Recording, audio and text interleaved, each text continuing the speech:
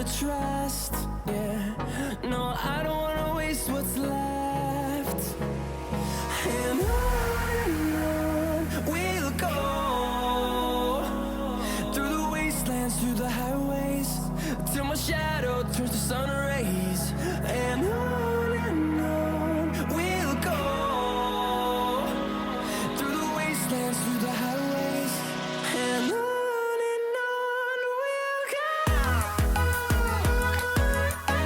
Welcome back to my channel. If you are new to this channel, don't forget to subscribe, and if you're returning, thank you so much for returning. As you can tell by today's title, this is my 35-week pregnancy update. It's going by so fast, I feel like, and I feel like usually like at the last couple of months it drags, but I feel like it's going really fast. I'm already going to be 36 weeks, which means I'll be 9 months pregnant. So then I'll have 4 weeks to go, which is crazy. So yeah, let's just jump right into this video. My symptoms are pretty much the same. So like the nausea, the annoying nausea, the cramping on my legs. I am starting to feel like numbness. I did have that a couple of weeks ago, but it went away. Yesterday night it was pretty much just there, and my legs felt really weird. That happened to my arm as well a couple weeks ago as well. I brought it up and it was called like carpal tunnel syndrome or something like that. So my legs are getting numb, they feel really weird. And then the heartburn, I am getting heartburn day and the night. Is not super bad to like where I need to take anything. It hasn't been that bad this week to where I wake up because of it, but it is there. Frequent urination during the day is not really there. It's more at night. And then still TMI, but the going number 2, I'm still constantly doing that, and it's so annoying. If I don't go, my stomach starts to hurt, so I have to like constantly go. And then my back pain is still there, still here. Yesterday night it was kind of bad, not to where like there were contractions or anything like that, but I thought they were going to turn into contractions, but they didn't. It hurt so bad, and then like I had the pressure and the cramping, and then the only way to kind of like relieve that pain was pretty much just like bending over the bed and like moving my hips side to side to kind of relieve it. I have been getting up a lot during the night recently, and it's only because my 2 girls are sick, so they kind of take turns who's gonna wake up during the night and whatnot. So me constantly getting out of bed, laying on my daughter's bed, getting up, putting the other one back in her bed, like my body is so tired. I wake up with body aches, and I just wake up so exhausted because I don't get that like full night's rest or even like a good amount of rest during the night without having to constantly wake up. Sorry. So that's been going on this week. And I'm so tired. I'm hoping they get over being sick. I think it's best, well, it's not best that they're sick right now, but I think it's better that they're getting sick now, and hopefully, praying to God, they don't get sick while I have the baby or when I have the baby home for a while, because, you know, the baby's going to be still too small and she could catch whatever they have. So I'm hoping they get it out of their system now, so they will be 100% when she's here. The dry skin is pretty much still here. I don't know. It's just there. I've been putting lotion on. Constantly moving. She's always moving. I feel there's times where something, either her hand or her foot, is inside my hip area because I get like a sharp pain right there. And then she always has the hiccups. I'm always out of breath. Going up the stairs for our apartment is exhausting, especially because I'm carrying Emery.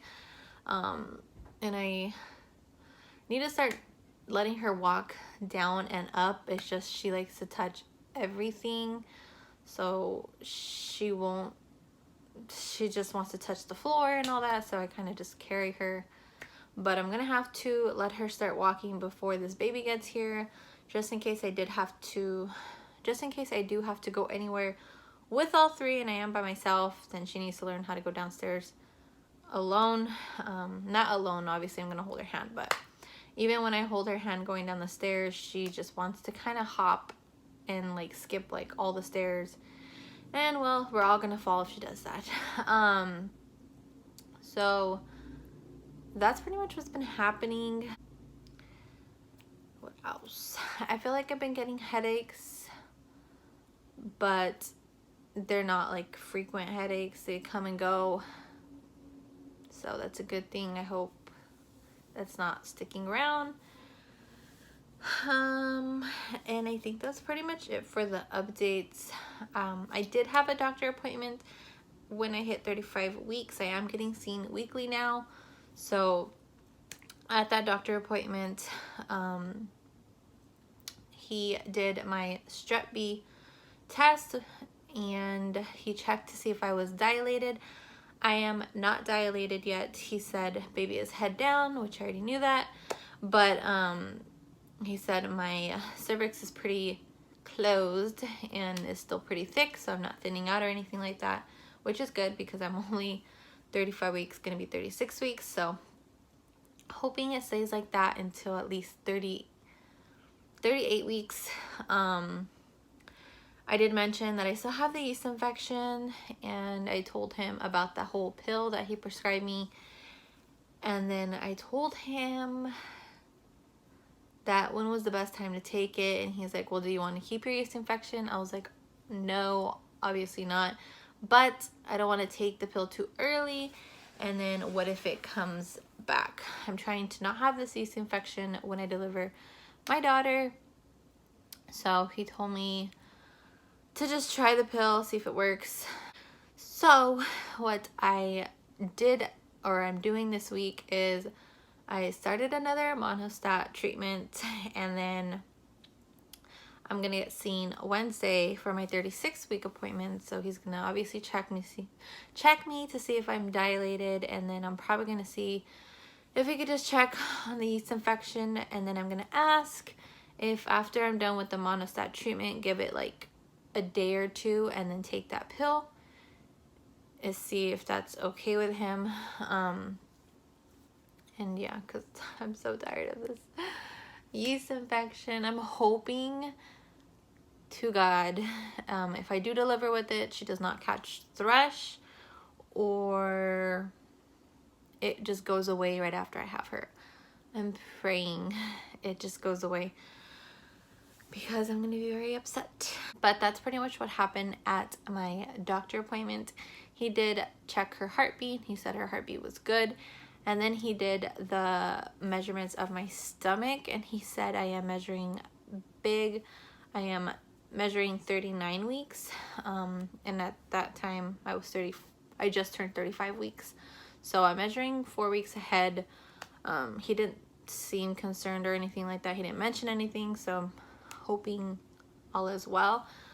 If he measures my stomach again, which I'm sure they are, I'm gonna just double check like if that's okay, that she's measuring like that many weeks ahead and all that, because I've looked up that either the baby could be just big, or there could be like a lot of amniotic fluid. And then if the baby is big, I want them to check to see if she has a lot of enough amniotic fluid for the weeks left. I know when I was pregnant with Emery, I think I was 38 weeks when her fluids were measuring a little bit low, and then it went back up like quick. So I'm hoping that's not the case with this one. But yeah, I'm measuring 4 weeks ahead. And then for her ultrasound, the last ultrasound I did, she was measuring a week ahead, like by measurements. But obviously they start to grow like drastically at these weeks. So you never know if I'm gonna have a big baby or not. Weight gain, I kind of picked out yesterday. Me and my husband had like a little day date, our last one for a while. So we went out. I ate a lot in the morning, ate a lot for lunch, and then I didn't eat too much for dinner, so I was pretty stuffed still. And I weighed myself this morning and I was 171. Last time I checked, I was 168. So I gained about 4 pounds. But I don't know, it could go down. But yeah, I'm gaining some weight now. Which I'm not like mad or anything about it. That's pretty much it for this pregnancy update, what happened at my doctor appointment. I will be getting my Strep B results, I'm assuming, at this doctor appointment this week. I do have my hospital tour at the hospital that I'm going to be delivering at on Friday. So, no, Wednesday, sorry. So we'll see how that hospital is. I will be showing you guys a video of my belly. I am 35 weeks and 6 days pregnant. And I recorded this before I recorded this video just because I'm doing like my belly shots while standing up inside my daughter's bathroom. So here it is.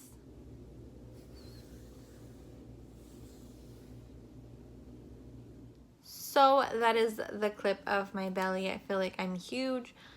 I feel like she's dropped, like I mentioned in my last video, but I mean, there's so much room up here, but I do feel her little butt, so I don't know. We'll see when she decides to come. I did want to mention, I know in the beginning of my pregnancy, I said that I did not want to try to self-induce my labor or anything like that. I was just gonna let her come naturally. But honestly, this past couple of weeks have been so exhausting and my body is just so uncomfortable. I don't know if I can make it to 40 weeks because I am so tired. So I might start drinking raspberry leaf tea when I hit 38 weeks just to see if that could help me like soften my cervix and all that. And then bounce on my ball. I'm gonna, like when my husband's here, I'm gonna walk up and down the stairs here at the apartments and just try to keep moving, because since I have the yeast infection, I can't, you know, do the deed that can help you go into labor. So I have to do it by myself. So I hope you guys enjoyed this video. If you did, don't forget to give it a thumbs up.